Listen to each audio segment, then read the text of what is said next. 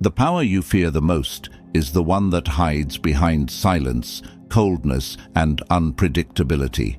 It doesn't announce itself. It doesn't beg for permission. It simply takes what it wants while you're still wondering what happened. Most people walk through life thinking fairness wins. They believe kindness gets rewarded. They trust that following the rules protects them. And then one day, someone cold, calculated and ruthless walks into their life and flips everything upside down. That person doesn't play by the rules. They write their own.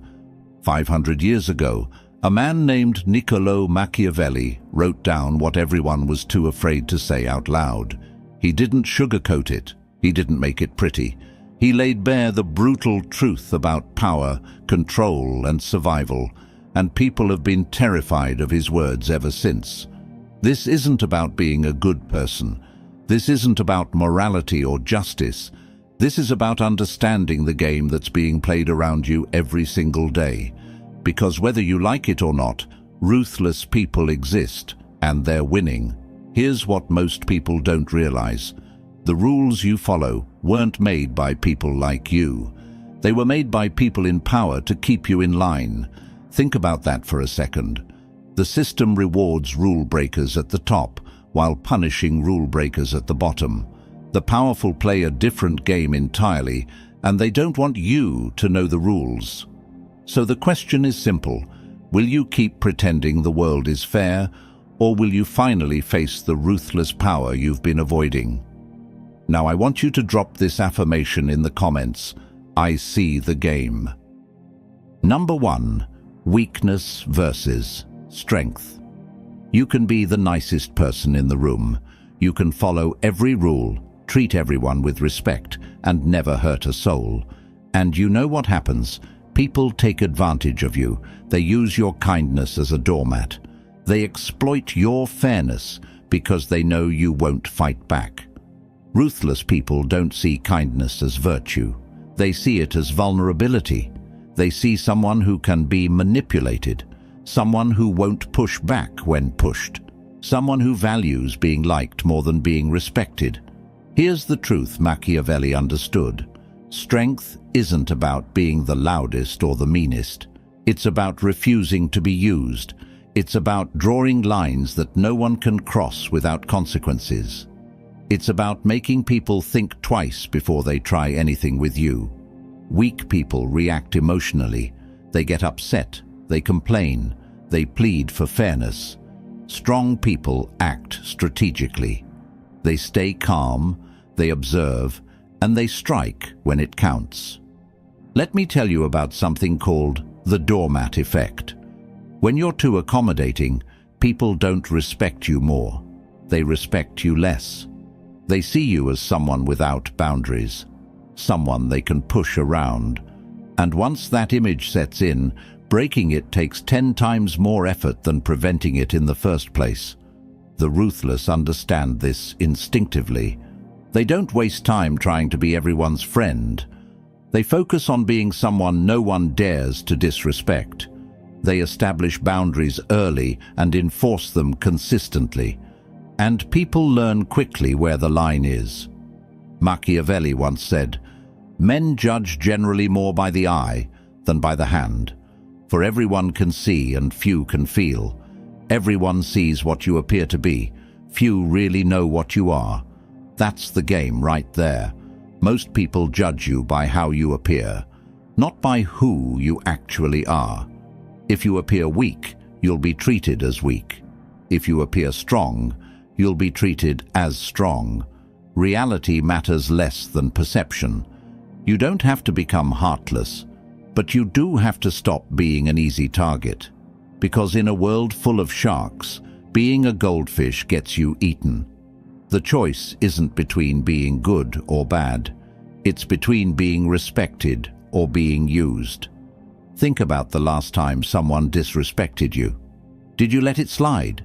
Did you make excuses for them? Did you convince yourself it wasn't a big deal? That's weakness.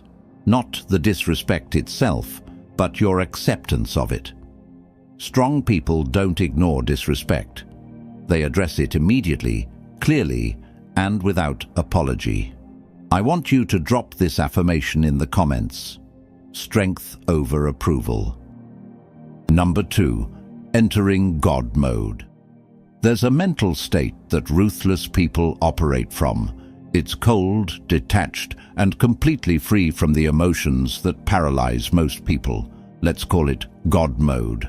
When you're in God mode, guilt doesn't touch you, approval doesn't move you, fear doesn't control you. You see situations for what they are, not what you wish they were. You make decisions based on logic, not feelings. You act without needing someone to pat you on the back and tell you you're a good person. Most people can't do this. They're trapped in their emotions. They need validation. They need reassurance. They need everyone to like them. And that need makes them weak. Because the moment you need something from someone, they have power over you. Ruthless people don't need anything from anyone. They operate from a place of complete self-sufficiency. They make their own rules. They decide their own standards. They don't ask for permission, and they don't apologize for their choices. This doesn't mean they're emotionless robots. It means they control their emotions instead of letting their emotions control them. They feel anger, but they don't explode. They feel hurt, but they don't break. They feel fear, but they don't freeze. Think about a surgeon performing a critical operation. They can't afford to get emotional about the patient's condition. They can't let fear shake their hands. They need absolute clarity, absolute focus, absolute detachment from anything that doesn't serve the outcome. That's God mode. Now apply that to your life. How many decisions have you made because you were afraid of what people would think? How many opportunities have you passed up because you didn't want to seem aggressive or selfish? How many times have you silenced your own interests to keep the peace? Every single one of those moments was you giving away power. Machiavelli once said, "Where the willingness is great, the difficulties cannot be great." In other words, when you're truly committed to something, obstacles become irrelevant. But most people aren't committed. They're conflicted. They want success, but they also want everyone to like them. They want power, but they also want to be seen as humble. They want respect, but they don't want to do anything that might offend someone. That internal conflict kills momentum. God mode eliminates it. You decide what matters, you commit fully, and everything else becomes noise. Here's how you start entering this state. Stop explaining yourself. When you make a decision, make it. Don't justify it to people who won't be affected by it. Don't seek approval from people who aren't living your life. Just act, and let your results speak for themselves. Second, practice emotional observation. When you feel anger, don't act on it immediately. Step back, watch it. Ask yourself, is this emotion useful right now? If yes, channel it strategically. If no, let it pass. You're not suppressing emotions, you're mastering them. Third, eliminate the word should from your vocabulary. I should be nicer.